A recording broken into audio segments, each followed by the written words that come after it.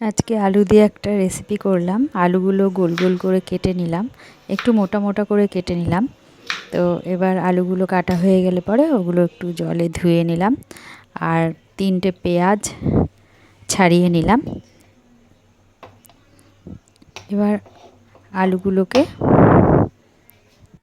ধুয়ে এবার একটা ভাজা মশলা তৈরি করতাম। শুকনো লঙ্কা, জিরে, মৌরি আর গোলমরিচ গুঁড়ো ছিল, ওটা দিয়েছি, সেই জন্য গোলমরিচ আর দিইনি। এই ভাজা মশলাটা একটু ভেজে নিয়ে এবার এটা একটু হালকা করে গুঁড়ো করে নিলাম। এবার কড়াইতে তেল দিয়ে তার মধ্যে কালো জিরে ফোড়ন দিয়ে পেঁয়াজ কুচি দিলাম।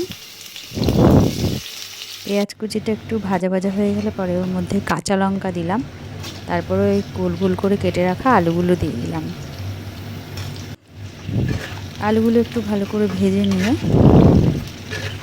কম আঁচেই ভাজতে হবে আলুটা ভাজা হয়ে গেলে পরে ওর মধ্যে আদা রসুন আর হলুদ দিয়ে ভালো করে কষিয়ে নিলাম। তারপরে টমেটো দিয়ে দিলাম, টমেটোগুলো গোল গোল করে কেটে নিলাম। এর মধ্যে বিট নুন দিলাম, দিয়ে ঢেকে দিলাম। এবার আলুগুলো নরম হয়ে গেলে পরে ওই ভাজা মশলাগুলো দিয়ে আবার নাড়িয়ে নিলাম। এবার ভালো করে ভাজা মশলাগুলো মিশিয়ে নিয়ে এবার ওর মধ্যে দিয়ে দিলাম কুচনো ধনেপাতা।